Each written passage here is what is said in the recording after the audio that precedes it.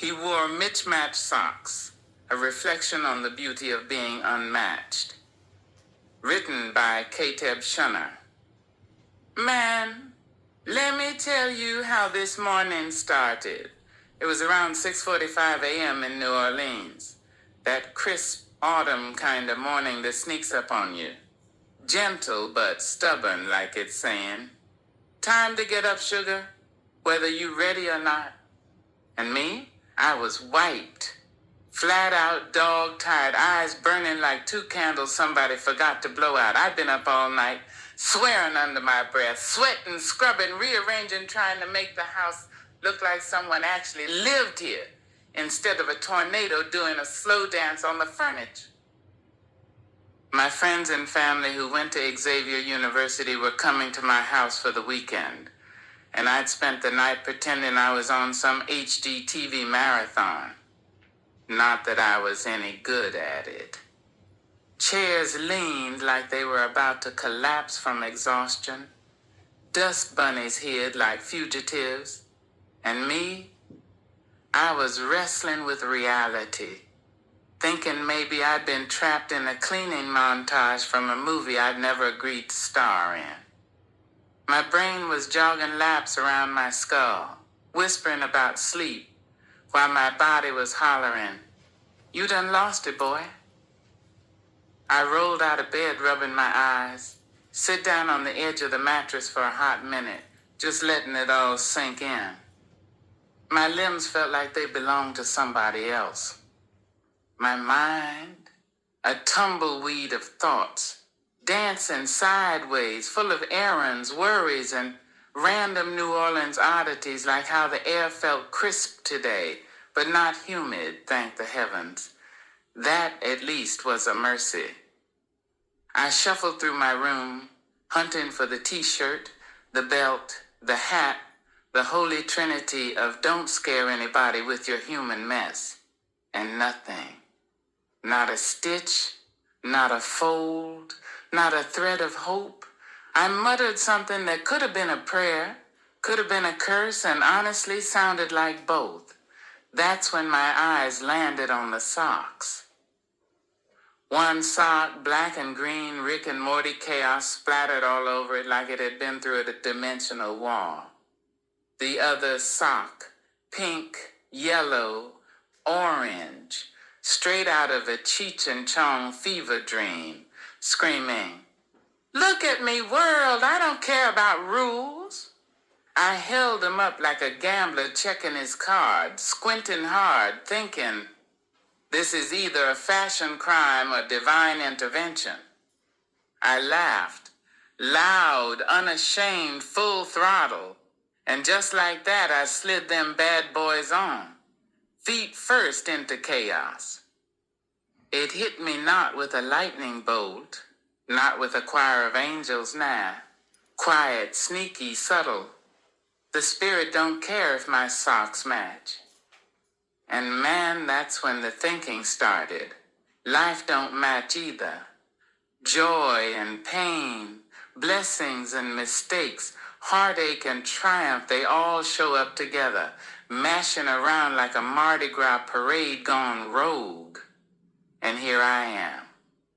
One Rick and Morty foot, one Cheech and Chong foot, strutting through my living room like it's my catwalk, fully aware nobody was watching. Nobody had to see this beautiful mess. And that's the trick, the real revelation. The spirit don't need your life to align like a line of dominoes. It thrives in the chaos, the mismatched steps, the perfectly imperfect mess. It took me back to something my grandmother used to tell me, one of those stories that could bend your mind if you let it linger long enough, and she called it the tale of Old Stitchfoot. Old Stitchfoot lived out past the bend of Bayou Sauvage in a shack that leaned like it had had enough of life and was taking a nap against itself. He was a cobbler, but not some ordinary cobbler.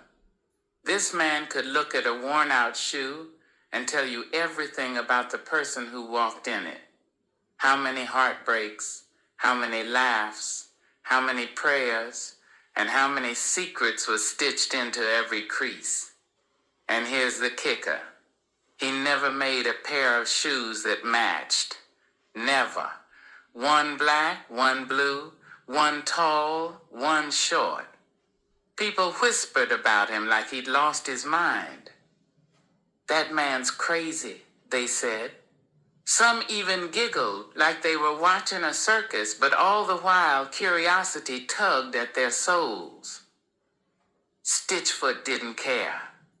He hummed little tunes nobody knew, stitched shoes that looked like they fell out of dreams, and believed anyone who wore them would start seeing life differently, noticing the colors, the hidden harmonies, the little blessings they always walked past. A man might forgive a neighbor for stealing crab traps. A woman might catch a sunrise she'd never seen before.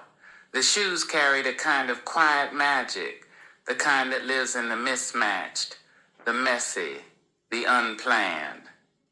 One day, a preacher polished shoes, Sunday best hat sitting like he owned the universe, approached Stitchfoot. "Sir," he said, peering at the crooked pair in Stitchfoot's hands, "how you expect to honor the Almighty when your shoes don't match?" Stitchfoot smiled, slow, easy, like he'd been expecting that question all his life. "Reverend," he said, "maybe the Almighty ain't checking shoes. Maybe he's busy fixing hearts." Preacher left barefoot, muttering to himself, questioning every neat, tidy thought he ever had. Stitchfoot? He vanished soon after, walking into the fog like he'd always been part of it. Some folks swear they've seen a lone shoe along the levee at dawn, a whisper, a reminder that life ain't about matching, it's about belonging.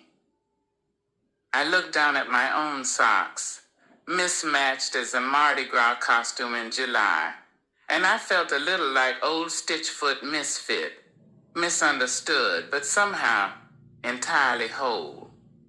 Life's perfection ain't measured by alignment. It's measured by presence, by showing up, even when the colors clash. I wandered into the kitchen, chilly autumn air sneaking through the slightly cracked window. Tea kettle whistling like it had opinions about my exhaustion. Steam curled up, snaking through the room like tiny reminders that, somehow, things might just be okay. I thought about all the times I tried to make life neat, fussed over appearances, worried about every little step, and I realized maybe the mismatched parts, the chaotic little moments, the nights I'd stayed up sweating and sweating again, were exactly where the magic hides. There's a spiritual side to this chaos, I swear. That little rebellion slipping on mismatched socks, laughing at the absurdity, moving forward anyway, it's a lesson. A reminder that perfection is overrated like a gumbo without spice. The world don't need polished. The spirit don't need perfect. It needs you present, messy or not, laughing at yourself, taking it all in, one step at a time. And hell, sometimes it's just about laughing, about not taking yourself too seriously, about seeing the humor in chaos. One foot in Rick and Morty chaos, the other in Cheech and Chong rebellion. That's the metaphor. That's life. That's New Orleans. Messy, imperfect, soulful, and beautiful. I chuckled, full-bodied and unrestrained, sitting in that kitchen alone, watching the steam from my tea curl like a dance nobody else could see. No one was there to witness it, but I did.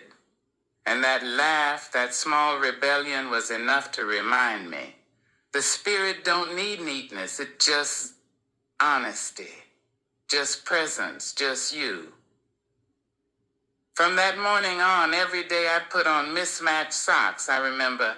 Life ain't supposed to match, rules ain't supposed to bind, perfection ain't supposed to matter. It's the little things, the contradictions, the chaos that carry the true magic. And maybe, just maybe, that's why New Orleans resonates so hard, jazz spilling out of corners, streets twisting like they got their own rhythm, smells of pastries and coffee. Well, tea in my case, all of it. A reminder that beauty and imperfection can dance together like they were always meant to. So I walk through my mornings with a grin. One wild sock, one wilder, both perfectly mismatched. Feet tap into a rhythm only I can hear. And in those moments, I feel alive, messy, and fully myself. That's the lesson. That's life. That's New Orleans air. Authors know. If this reflection made you smile, laugh, or remember your own little mismatched moments, share it. Life's too short to stress about perfect steps or matching socks, but long enough to spread grace, laughter, and understanding. And if you feel moved to support my writing and help me keep sharing these reflections, please consider making a donation. Every bit helps me keep telling these stories straight from the heart of New Orleans. Thanks for walking with me, one mismatched step at a time.